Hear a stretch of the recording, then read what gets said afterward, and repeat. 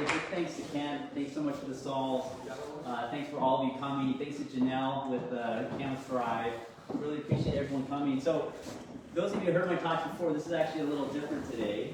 So the title of my talk, Diet and Global Pandemics, is what I'm going to talk about. So, if I can advance this. Uh-oh, Ken. What happened? It's not advancing. It's not moving? I left mine on in case you want to do it. So You know what? I'll do mouse. It's a little more hard to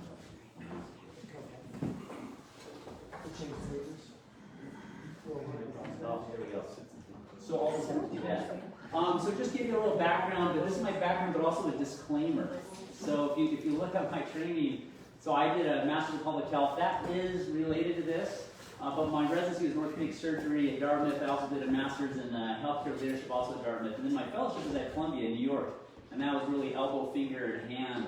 And I also did some general trauma. So I do general trauma also. So if you hurt yourself skiing, I might be the guy in call to fix your femur. I don't think because I'm a hand surgeon, I don't know how to do that stuff. We did a lot of trauma. And I'm now a partner of Roosevelt Metcalf Clinic. I'm their hand and wrist and general trauma surgeon. And then in 2013, kind of nights and weekends, I did a certificate at Cornell in plant-based nutrition in 2013 because I was so interested in all this. So let's start with December 30th, 2019. This is an ophthalmologist. His name is Dr. Li Wing Liang, and he sent a message to a group of fellow doctors. He warned them about a possible outbreak of an illness that resembled Sars in Wuhan, China, where he worked. They thought it was a private message, but unfortunately, what happened days later, he was summoned by the Public Security Bureau in Wuhan, and he was forced to sign a statement in which he was accused of making false statements that disturbed the public order.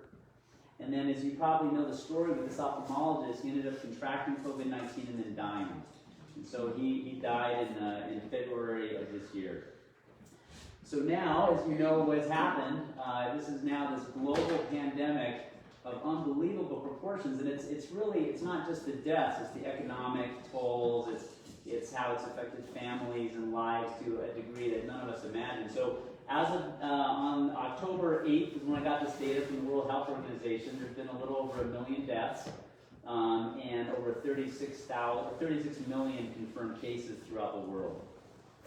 So if we all eat a plant-based diet, I'm going to make two statements that are going to sound kind of controversial, and I'm hoping in the course of the next 45 minutes I can at least show evidence to support both these two statements. Number one, we would not be in this mess in the first place. And then number two, there would be significantly less mortality associated with the virus if we were all plant-based. So how do we get here? So let's go back to 2002. So this was the SARS. So the SARS epidemic, this is a severe acute respiratory syndrome. It killed 1 in 10 people who got the infection. They weren't sure, but this is from the World Health Organization, quote, animal virus from an as yet uncertain animal reservoir, perhaps bats, and is likely where it started from bats. That spread to other animals, cats, which was basically the intermediate host, and then it spread to humans. And this is 2002. And as you know, they got this under control. Now let's fast forward about 10 years. So 10 years in 2012 was the MERS epidemic. So it killed 1 in every 3 people who got it. So they also are not positive, but they think this also originated from bats. And then the intermediate host was camels. And then camels then spread it to humans, either through contact with the camels, drinking the camel's milk, or eating the camel's meat. So now we have COVID-19, and what a mess this has been. So they also think that the COVID-19 virus started with bats. So all 3 of these are bat viruses that originate from that. And then they had an intermediate host. They weren't sure what it was, and they're still not absolutely sure what the intermediate host is, but there has been some data to suggest that it is the pangolin. So the pangolin is the name of what they think is the intermediate host. This came out in Nature in July of this year, and so they did a bunch of genetic analysis of the virus, and they think this is the intermediate host of the pangolin. So let's talk about the pangolin. So the World Animal Protection has some data on the pangolin. So first, it's the only scaled mammal on the planet. It's the only scaled mammal. They think about it as a quote-unquote a scaly anteater. It's totally covered with these scales. They don't have any teeth, so they use their long snouts and tongues to feed up to 70 million insects every year. So they're an important part to play for the ecosystem as pest control. Unfortunately, they're on the brink of extinction, yet they're the most trafficked mammal on the planet. So why are they the most trafficked mammal? So first, the Convention on International Trade in Endangered Species put them on the ban list in 2016, but the numbers of these pangolins being globally traded continues to rise. It's considered a delicacy. The meat in China and Vietnam is worth about $300 a pound, is how expensive that meat is. And the scales are used in traditional Chinese medicines, but there is no data to support that the scales do anything. So those scales made of keratin, which is what our fingernails are made of. In 2019 alone, Chinese customs confiscated 123 tons of pangolin scales. Again, but there's no scientific evidence in modern medicine to support they do anything. Greater than 1 million pangolins have been illegally poached. I have to spend a little time showing some graphic pictures, but this is what a wet market is. You probably heard of this idea of a wet market. So this is kind of where a lot of this started, because people were selling these pangolins. So they're typically large collections of open air stalls selling live and dead animals and seafood. Some wet markets, they sell and they slaughter live animals just on the site, and that's why they're considered wet. And so people often wear boots because of the blood and everything that are on the floor. Wet markets also sell wild animals. So not just domestic, but also wild animals such as pangolins, snakes, beavers, porcupines, and baby crocodiles. So this is a National Geographic picture of a wet market, and these are just a bunch of live seafood that they'll kill and give to people who want to buy it. This is another picture of a wet market in China. This is another picture of a wet market. This one is actually in Gabon, which is in Africa. And you can see a dead pangolin right there. So this is from Dr. Kim Williams. So pretty amazing guy. I want to get a chance. I met him at one conference. He's a past president of the American College of Cardiology. And he said this, quote, says, while we are generally appalled by seeing the image of these animals going from live to eviscerated and skinned, we should note that these processes are not much different from the industrialization and corporate consolidation of meat production we see in our neighborhood livestock markets. Multiple foodborne illnesses with both bacterial and viral outbreaks have been linked to our own domestic cow and pig farms. So we kind of, I think a lot of Americans are like, how disgusting is wet markets, but we actually do the same thing with cow and pig farms. So this is kind of how this is all thought to start. So again, so we've got the bat with the COVID-19 virus that spread to a pangolin, which goes to a wet market where they slaughter and sell the meat, goes to a human, and then now we have over 1 million deaths. So the Centers of Disease Control, I'm talking more about the disease now, they said adults of any age with the following conditions are increased risk of severe illness from COVID-19. So if people have cancer, chronic disease, kidney disease, COPD, which is chronic obstructive pulmonary disease, heart disease, such as cardiovascular disease, immunocompromised state, obesity. There's really high evidence that if your BMI is greater than 30, that's an independent risk factor for complications related to COVID, but limited evidence if your BMI is greater than 25, and that's actually not that high of a BMI. Smoking, diabetes, type 1 and type 2, asthma, cerebrovascular disease, cystic fibrosis, hypertension, neurological conditions, and liver disease. So what do most of these have in common? So there's a couple of things. One, many of these diseases are preventable or reversible on a plant-based diet. And two, there's a common theme of inflammation with all these diseases, chronic inflammation. I'm going to spend some time talking about why that's so important. So how does the virus work? So it uses a receptor called an ACE2 receptor. It's an angiotensin converting enzyme 2. Located in many tissues of the body, predominantly in the nose, mouth, and the lungs, is where this virus attaches to. And it's also recent data, these are all studies that came out this year, basically. High expression of ACE2 receptor in the oral mucosa of the mouth, which is why we need to wear masks. So New England Journal of Medicine, so again, the COVID-19 virus binds to these ACE receptors, and that affects especially in the lungs, causing lung injury and other issues. And as you probably know, it all starts with the cough, and that's why people usually die of respiratory multi-organ failure, and I'll talk about a little bit. I need to talk a little bit about these proteins called cytokines. So cytokines are small proteins that are crucial in controlling the growth and activity of the immune system. When they're released, they signal the immune system to do its job. So cytokines basically are ways to communicate with other immune cells within the body. So here's a little bit of a graphic of our immune system. And these cells talk to each other through cytokines, like interleukin-2 and this interferon gamma. So there's all these different cytokines that talk to each other, or the cells talk to each other, immune cells, through cytokines. And why is that important? Because people die from COVID-19 through what's called a cytokine storm. So what happens is when people get that illness, their immune system overreacts, and there's these cytokines that are going crazy, and eventually the patient's body dies from multi-system organ failure. And I'll explain that a little bit. So it's the cytokine storm is the pivotal pathophysiologic mechanism that leads to death from this disease. And then patients, this is what's interesting, and I'm going to talk a little more about this. Patients with other diseases, heart disease, diabetes, hypertension, also have higher concentrations of pro-inflammatory cytokines circulating through their body as baseline. So if you have other medical conditions, you have in just a baseline elevated inflammatory cytokines throughout your body.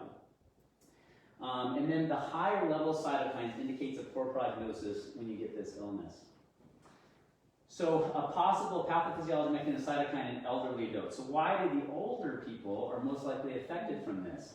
There's something called inflammaging, and I'll explain that. So first, people will die from ARDS, so acute respiratory distress syndrome, pneumonia and multi-organ dysfunction, the main immune clinical symptoms of COVID-19 infection.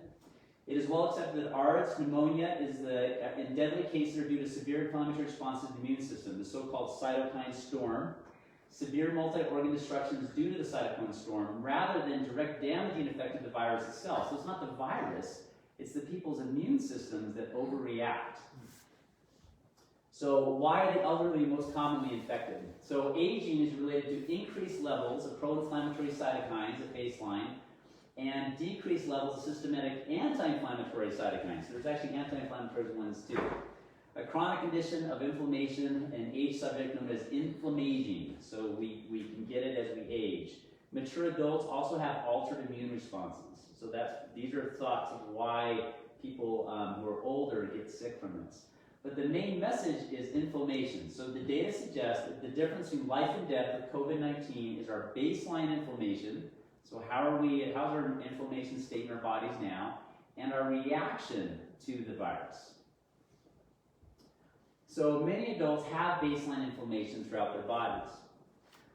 So this study came out in 2017, and they talked about this thing called metabolic syndrome. I don't know if any of you have heard of metabolic syndrome before. It's a cluster of clinical disorders, including unhealthy body habitus with a large waistline, dyslipidemia, which is elevated cholesterol and fat, glucose intolerance, hypertension leading to heart disease and diabetes. It's thought that insulin resistance was considered the root of the problem. To explain this, new evidence points to several pro-inflammatory cytokines, which causes this metabolic syndrome that we see so commonly among Americans. So let's spend a little bit of time talking about obesity. So obesity is an independent risk factor for complications related to COVID-19. So these are two really great studies, and I listed them down at the bottom. The one is this year, the other one's 2018. Accumulated evidence points to localized inflammation in adipose tissue, which in turn promotes systematic low-grade inflammation. So fat actually causes inflammation. And adipocytes, or fat cells, cause increased circulating cytokines. Also, adipose tissue acts as a reservoir for viruses. I didn't know that, but it's a reservoir for viruses. So viruses, when they get into the body, they can hang out in the fat and they can replicate. Adipose tissue is an important source of interleukin-6, which is a cytokine receptor. Therefore, adipose tissue can serve as a reservoir for the activation of IL-6 and the cascade signaling of viral infection. So this is kind of how it works. You've got the COVID-19 virus, and it goes into fat. It's a reservoir for this virus. And remember, the fat itself produces these cytokines. These are pictures of the cytokines. And then the virus itself also causes the cytokine reaction. So you've got this perpetuating cycle, and that leads to what's called the Cytokine Storm, and then people end up having multi-organ failure, and then they pass away. So this is a mechanism, this is another study came out this year, mechanism of inflammatory response and associated comorbidities of COVID-19. So they're trying to figure out why is it that people who have multiple medical comorbidities are higher risk of dying from COVID-19, and again, it has to do with inflammation.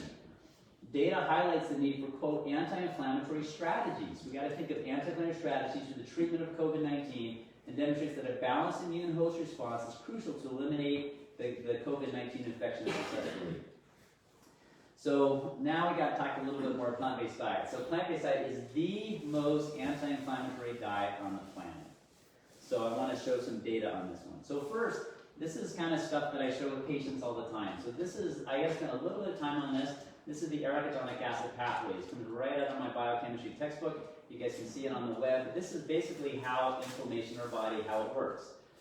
So from a phospholipid in our cell membranes, you get this substance called arachidonic acid, which is an omega-6 fatty acid.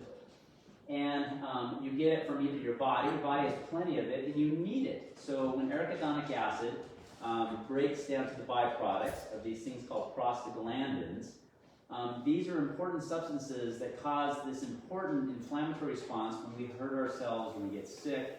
So when you sprain your ankle, you're going to get swelling in your ankle, and that's an important healing response. You have to call in the troops to basically help with that healing process. The problem is that you also get this stuff from your diet because it's pro-inflammatory. The way non-steroidal anti-inflammatories work, you guys have heard of things like Aleve and ibuprofen and Celebrex. They work by blocking this enzyme that converts this to this. So either you can take a bunch of anti-inflammatories with all of their complications, and there's lots of them, or you just don't eat this stuff. So where does arachidonic acid come from? So the National Cancer Institute was also interested in that question, because cancer is also fed by inflammation. So this is right out of their website. So food sources of arachidonic acid listed in descending order according to national health data. Number one on the list is chicken. So if you eat any chicken, you're eating the number one source of arachidonic acid in your diet. Number two is eggs. If you eat any eggs, that's the number two source of arachidonic acid in the diet. 3 is beef, 4 is hamburgers, hot dogs, bacon, 5 is fish. So fish is tricky, right? Because fish has the anti-inflammatory omega-3 that they don't make. So why does salmon have omega-3s? Because they eat the algae. So salmon don't make the omega-3s either. So you can actually get an algae-based supplement and just bypass the middleman if you want. And pork, cold cuts, all those things. So the main sources of arachidonic acid in the American diet are animal products. So again, this is the number one source of pro-inflammatory arachidonic acid. On the flip side, plants are the primary source of anti-inflammatory phytonutrients and anti-inflammatory fiber. There is not 1 milligram of fiber in any animal product that I'm aware of, unless they somehow can pack it in the meat or something. But there's no fiber in any animal product. Fiber is only found in plants. And the other thing that's really only found in plants are these carotenoids. So carotenoids are very powerful anti-inflammatory phytonutrients that give the colors to these plants. So those blue and blueberry, and then the greens, all these colors are powerful phytonutrients called carotenoids. So when you do a plant-based diet, you're eliminating arachidonic acid and plus cholesterol, saturated fat, all these other things. And then when you eat a plant-based diet, you're maximizing fiber and phytonutrients. So it's a very anti-inflammatory diet, which is shown in another study that came out actually a while ago, 2013. A systematic review of 46 studies demonstrated that, quote, meat-based diets are pro-inflammatory, and plant-based diets resulted in, quote, reductions of almost all investigated inflammatory biomarkers. So when you eat a plant-based diet, your inflammation throughout your body goes down. And why is that important? Remember, so it's important for COVID-19 just because you have a baseline really low anti-inflammatory profile. So bottom line, animal products on the left are pro-inflammatory. Whole plant foods are anti-inflammatory, including carotenoids, which are phytonutrients and fiber.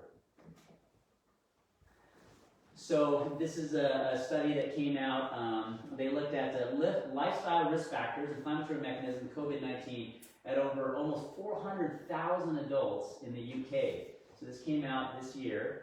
And they said unhealthy behaviors, specifically physical inactivity, smoking, and obesity with increased CRP. So CRP, what is that? That's C-reactive protein. That's a marker we look at for inflammation. When we're managing things like infections and stuff like that, we always check CRP, just because when the infection goes down, CRP goes down.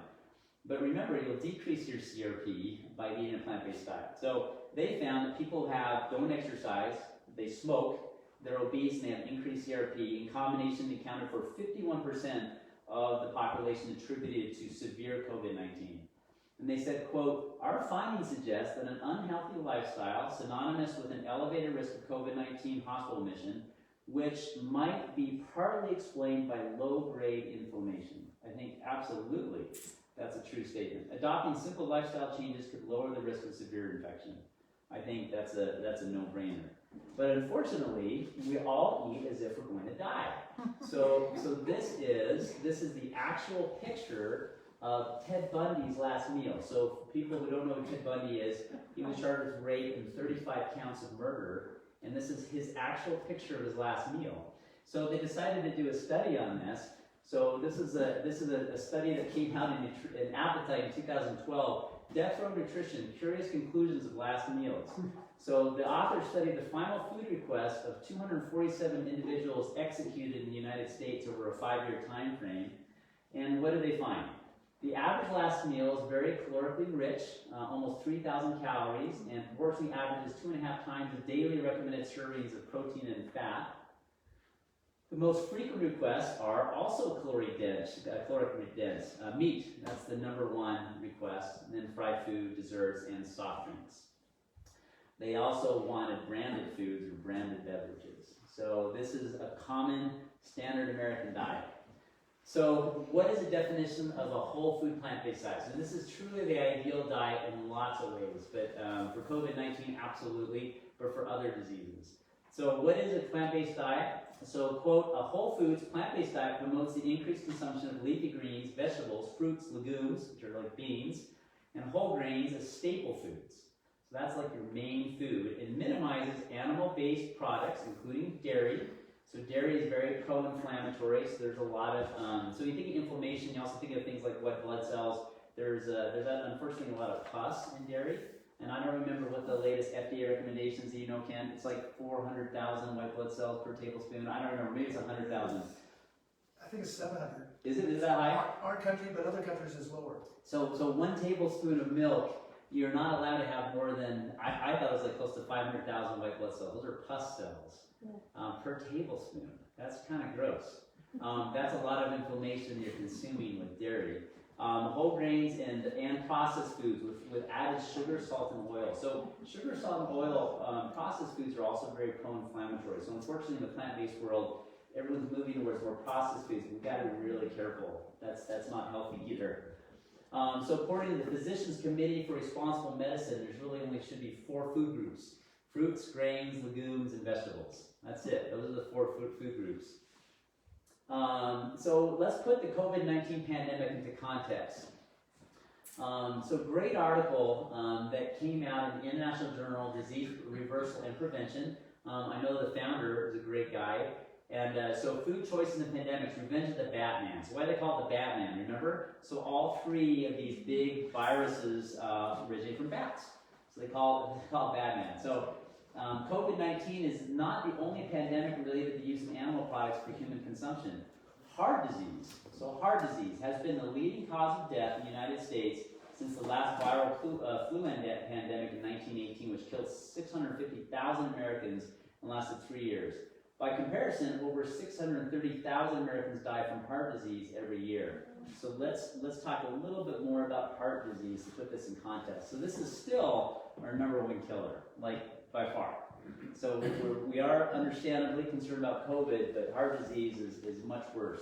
Cardiovascular is the #1 cause of death globally. 17 million die per year. So remember, we've had 1 million die so far of COVID. This is 17 times that.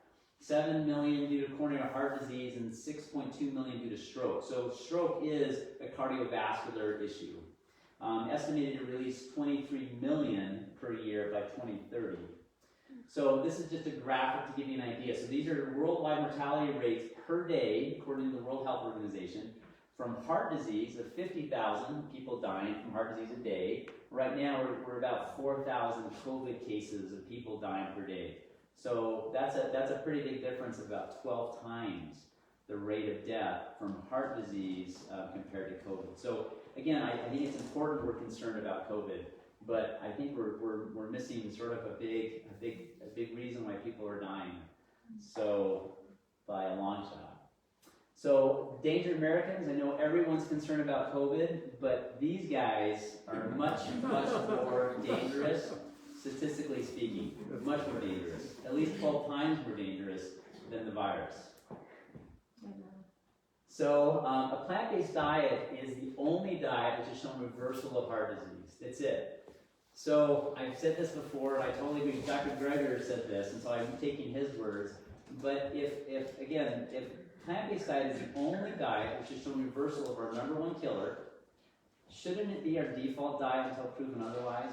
And I can't see another way around this. And I think from a medical perspective, if it's the only diet that's shown a reversal of our #1 killer, it should be our default diet until somebody proves something else otherwise. And so this came out from Dean Ornish. So Dean Ornish published this way back in 1998. So we've known about this for a long time. Intensive lifestyle changes. He promoted a plant-based diet, but other lifestyle changes. And in conclusions, more regression, a reversal of coronary atherosclerosis occurred after 5 years and after 1 year in the experimental group. In contrast, the control group continued to progress. The heart disease continued to progress, more than twice as many cardiac events. So I think that's great, but nothing's more dramatic than Esselson's research. I think he's still one of my favorite studies. So Esselson, he was our first speaker at our Plant-Based Utah conference a couple of years ago.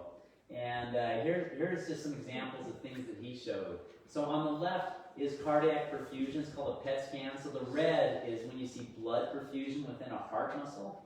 So this is on the upper left is before the treatment, and down below is after the treatment. And this was, quote, following 3 weeks of a plant-based diet. So 3 weeks, look at the amount of blood flow in that heart muscle. Is that amazing? And again, no other diet has shown that. And what he kind of jokes because what he also found, and this is another example, look at this. This is the left anterior descending artery, so this is called the widowmaker. This is where most of the men die, is from this. And this was following 32 months of a plant-based diet without any cholesterol-lowering medication. This is only diet. You can see before, you can see after. There's clearly increased flow. But what Esselson always thinks is funny is like what these men would come in and they say, guess what also reversed? My erectile dysfunction. And so it makes sense, right? So the small vessels throughout our body are going to also unclog in addition to the larger vessels, such as the heart. So it's the only diet that's shown the reversal of multiple chronic diseases. So heart disease we already talked about. Also cancer, some forms of cancer. I'm a cancer survivor myself, so prostate, colon, head and neck cancer. Colon is a big one with diet. Diabetes, it's really the only one that's shown reversal of diabetes. There's some actually, I guess if you look at some of the paleo literature, you can say for a little bit, but nothing long term. It's really plant-based diets only shown reversal of diabetes in the long term. Reversal of hypertension, so another one. So remember, these are all risk factors for dying from COVID. And as a plant-based diet, it's the only one that showed reversal of all of these diseases. Obesity.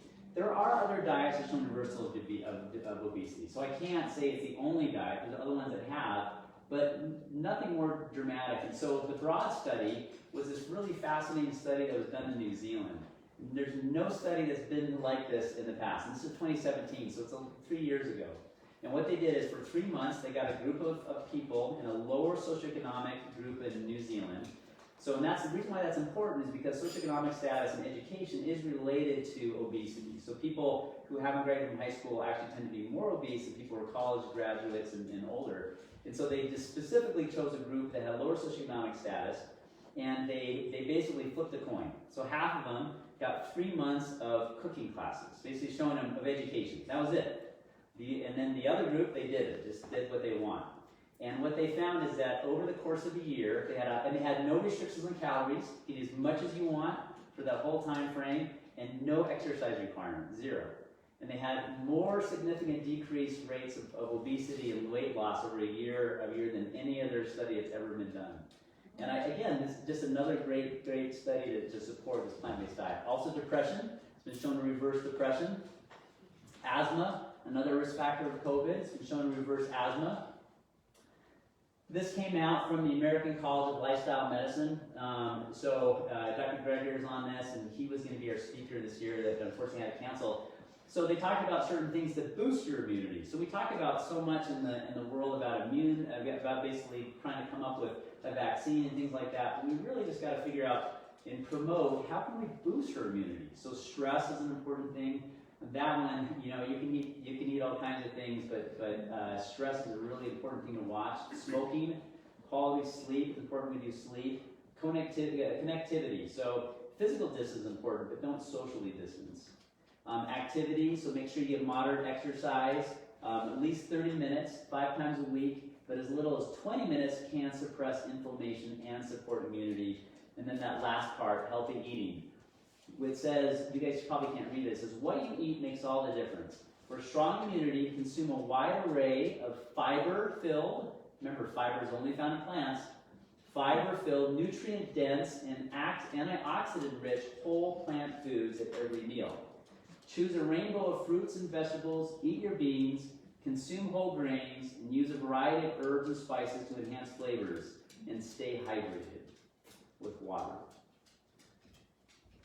So in conclusions, the COVID-19 pandemic was likely preventable if the world embraced a whole food plant diet. I don't think there's a question on that. Complications, including death related to COVID, are related to an inflammatory cytokine storm, which is the body's immune reaction to the virus. Our baseline chronic inflammation and our inflammatory immune response to the virus determines in large part our outcome from the infection. Complications, including death related to COVID infection, would likely be significantly less on a plant-based diet. And one of the biggest risk factors for complications from infection include obesity and other comorbidities, which are preventable and reversible on a whole food plant diet. And I always like to end this with a really great quote from Albert Einstein. So what's great about it is everyone's heard of Albert Einstein, super bright guy, and he was right on this quote. I love this. So he says, quote, nothing will benefit human health and increase the chances for survival of life on Earth as much as the evolution to a vegetarian diet. I mean, think about how profound that statement is. Nothing will benefit human health, your chance for survival in life. So he says, 2 things. So, as far as human health, we know that, and hopefully I've shown some data to support that. There's a lot more, and I didn't have time to go over everything, but there is. And then survival of life on the Earth. If you think about it from a viral pandemic perspective, think about it. We would be dealing with this right now if we were living that plant-based diet. But the other thing is from an environmental perspective. So I didn't get a chance to go over all that, but there's no better impact you can do on the planet than going a plant-based diet for an environment perspective. It's like 2,500 gallons of water to make 1 pound of beef. I mean, if you just even think about that one alone, you're saving tons of water. There's so many other stats on that. There's this great documentary, if you can get a chance to watch Cowspiracy. So Keegan Kuhn is the director of that. He's actually spoke with Plant-Based Eat That twice. This very lovable hippie guy that I think the world of. And so, fantastic. Has anyone seen Cowspiracy, I hope? It's all about the environmental effects of the plant-based diet. So we formed Plant-Based Eat That. This is Tom Rosenberg, this is Chandler's dad. Founded in 1917 with Tom. So our mission is to improve health through sharing evidence. What's that? He's not that old. No, he's not. He's still 2017. super healthy. 2017, sorry. Our mission is to improve health and sharing evidence-based information initiatives and advocate for a whole food plant-based lifestyle. So this is our website, plantbased.org. So we did have a great symposium planned at this time. We were going to do it right about now. And we had Dr. Greger, so he's the one who founded nutritionfacts.org, if any of you heard of that. which is fantastic. So he had to cancel everything. Hopefully we can have him come in the spring. And then we also had Dr. Jenna Newman. So she's been on Rich Roll podcast. She's this physician out of London who's shown all kinds of cool reversible diseases in her patients. And so we're going to have a whole lot, but hopefully spring of 2021. So please keep that in your calendars. And these are our 4 kids. So here's Emily. So we raise our kids on a plant-based diet. You know, we're not super dogmatic though when they're out with friends and when they're with you know, at school events or other things. We let them eat what they want. But our oldest, Ruby, so she's our oldest, and she's into it, and she's a big dancer, and all of her friends are into it too. So it's kind of cool that she has support. So thank you so much. So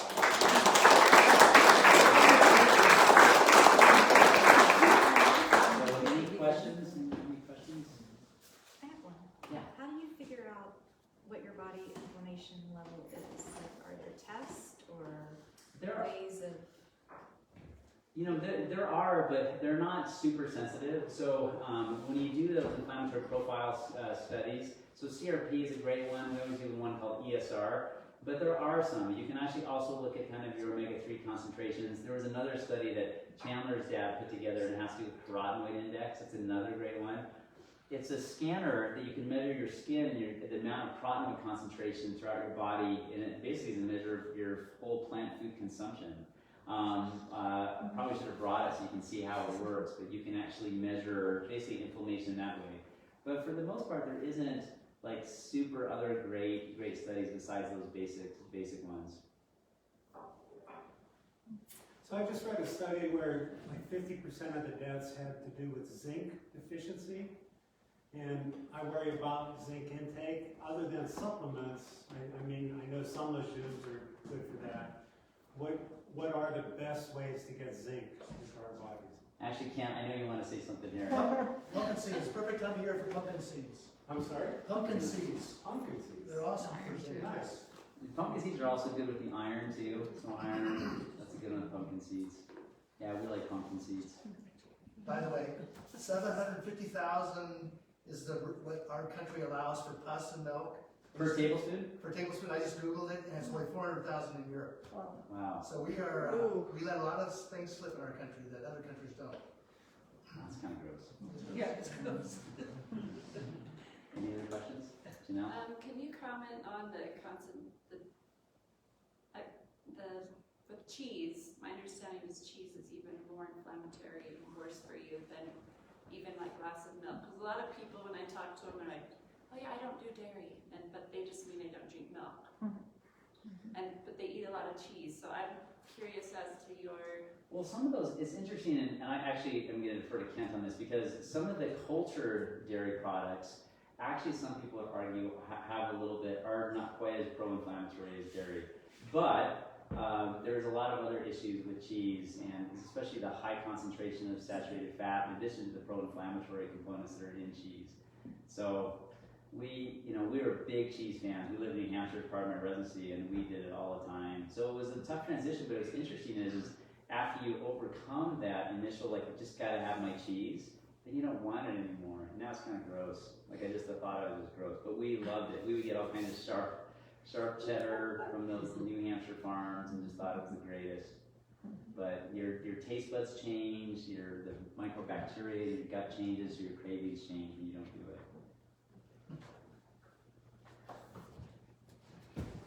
The number one source of saturated fat in our diet, in any food, is cheese.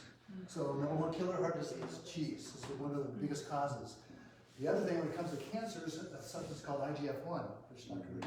Olson knows very much about. So you think about this cheese came from a milk for a baby cow, right? So baby cows they want the milk from their mother. So that milk is designed to make a little baby cow grow and make it grow quickly from a 200-pound cow to a 1,000-pound cow in a few months. So when you concentrate that milk into cheese, you're shoving a lot of IGF-1 into your body, a human body. And yeah, if you're a kid, it's going to help you get a little bit bigger. If you're playing football, it might help you like the whey protein, help you get a little bit more muscle. But if for an adult who's stopped growing and you keep shoving growth hormones into your body, it says grow, grow, grow, grow. And if your body's not going to grow, what's going to tell it to grow? Cancer. So virtually some of the 3 major cancers from women, this is Breast Cancer Awareness Month, from breast cancer for women, prostate cancer for men, colon cancer for everybody. If you do an autopsy on the cancer, they take it down to the room and do a biopsy on it. It always comes back loaded with IGF-1, insulin-like growth factor 1. It never says, classic line, never says too much broccoli, tofu, beans. It's always a growth form from a baby cow. So here we are, the only species on the planet that drinks the milk of another species. We're the only species that drinks milk after we're babies. So a double whammy. The biggest con ever pulled on the human species is to drink the milk of another cow. And as Dr. also says, everybody says they can't give up cheese. Yeah, you can. Give it about a few weeks. And if you need a little alternative thing, there's some amazing plant-based cheeses out there now, or there's great books out there how to make your own cheese if you don't want to have a processed cheese. They're made from nuts. And it's one of the first things you should get out of your diet if you're considering going this way of eating. And when it comes to inflammation, it's one of the first things you should get rid of too. There's a group out there called Switch for Good, and she was featured, the girl that ran it was featured in the film Game Changers, which is all about athletes. And these athletes, one of the most important things for them to do is to get their inflammation down so they recover quicker the next day and then get back and train harder. So if you're always sore and stiff every morning when you wake up, it's hard to get up and go work out harder. Muscles don't come from muscles come from how hard you work out, not how many cheeseburgers you eat or how much cheese you eat. So when they eliminate the inflammation from cheese and burgers, they wake up every morning fresh and they can go lift harder, they can run harder, they can bike harder, and that's how they can become better athletes. So inflammation's in all animal products, and dairy is one of the worst, along with the #1 source of saturated fat, or #1 killer heart disease, as well as cancer, and probably one of the biggest sources for women for breast cancer and men for prostate cancer. So I can go out all day. Thank you.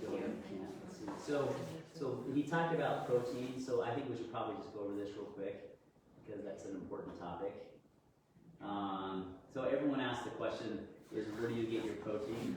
So real quick, so protein is a chain of amino acids. So you have essential and non-essential amino acids. So the essential amino acids you have to get from your diet.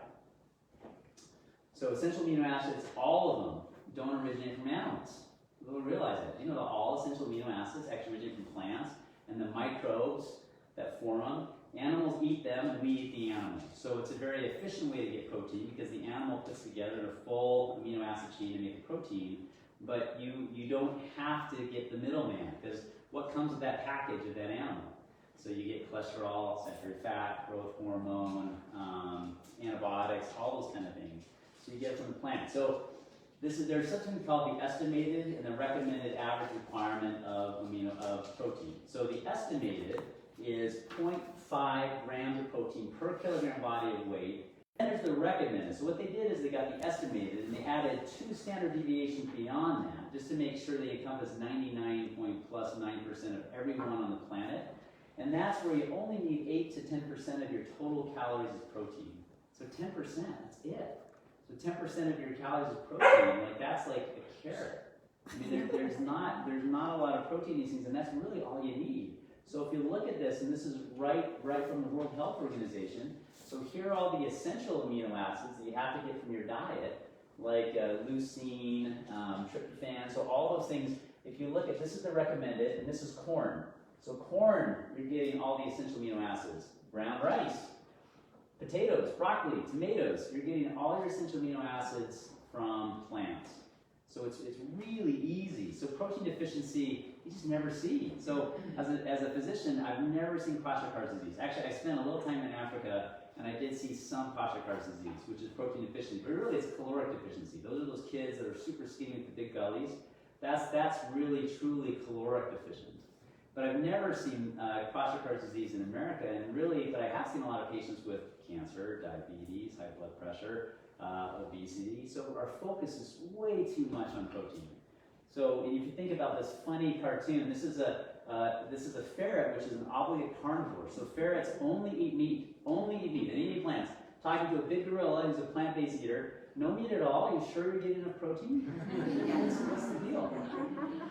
So again, it's just this weird idea we have with this fascination with protein. And I always love to show this guy. So he's never eaten meat in his life. He's never eaten meat. Never eaten meat. So Nehemiah Delgado, which Kent I think has met. So he was in Game Changers. I think most people would argue he's pretty muscular. And he has never eaten meat, never had. So again, just this idea that you can't be muscular if you don't eat a plant-based diet is ridiculous. So there's a great documentary that Kent mentioned, it's called Game Changers, so please get a chance to watch that. It's just about this whole myth and this obsession with protein, which is just totally ill-founded. And it's all about inflammation. The movie's all about inflammation, which, as it turns out, is what Dr. Olson's saying is one of the main instigators of being susceptible to COVID-19. Right. Inflammation. I think it's important to note that we're actually deficient in fiber, not protein. Right. We need 30 grams Right. of fiber a day. Average American's getting 15 grams a day. Right. So if you're worried about deficiency, again, the whole Right. foods plant-based diet will get you up on your fiber. You're Right. probably fine on protein, and you Right. may be over-consuming it. Right. Or consuming types that are not conducive to the kind of health you Right. would like to enjoy. That's a great comeback. People ask where do you get protein. You say, well, where are you getting your fiber? Because it's Yeah. like 90, what is it, 90+% of all Americans are fiber deficient. It's even higher than that. It's super high. So again, fiber has to do with heart disease. It has to do with inflammation. It has to do with GI, gut, health of your gut. So many things with fiber. I love I think maybe it was the Eat to Live book by Dr. Berman, but they compare 100 calories of spinach versus 100 calories of meat and which one has more protein. And it's shocking. It was shocking to me when I first read the book, which is how anyway, there's like 8 grams of protein for 100 calories of spinach, and there was less in the 100 calories of meat because the meat was mostly fat. So cool. There's more fat than there is protein in meat. Again, think about the muscular animals, right? Think about horses, think about gorillas, think about rhinos. You know, where do they get their protein? They're very muscular animals. It's just, I think we somehow don't realize what's going on in nature. We're a lot like these animals, by the way. Yeah. I always have a hard time converting when you say 10% of your calories can be protein, okay? So let's say you eat 1,500 calories, so 10%, that's 150 calories can come from, you should, whatever, of protein. I think it's better to not focus on those things. I think it's better to focus more on, I'm just going to consume as many whole plant foods as I can. Oh, yeah. And most of the studies have shown that all those plant foods are about 10% protein. And then if you really want more protein, Right. you can eat beans and quinoa and more whole grain stuff that have more protein, but just you don't have to worry about it. That's what I'm saying. You just really don't. Kent's been a trainer for years. Do you have to worry about it? No. That's the last thing you have to worry about. But fiber, like you were talking about, is one of the most important things. Okay. And here's a really I cool can just never quite make the, you Right. know. Don't have to worry about the numbers. Just Yeah, eat. exactly. I just sent Dr. Olson and Steve and Rowe a little thing I was watching today from. It's about how simple, how amazing our human body is for keeping us alive. And a lot of people have gone on these all potato diets. All they eat is potatoes. And nobody's recommending to go on an all potato diet. But I can do that. But they can do it. And these people, potatoes are one of the most nutritionally dense foods out there. We just eat them in the worst way. Deep fried in oils as a potato chip or deep fried as a French fry. That's actually where we're getting most of our fiber as an Americans in this world are French fries. So that's kind of sad. And most of our vegetables are coming from the ketchup you dip the French fries in. Yeah. But this is a funny story I just read recently. Anybody ever heard of the singer James Blunt? He's an English singer. He used to be a Navy Marine over in England, a really tough guy. So during the COVID thing, he took a class with a bunch of girls.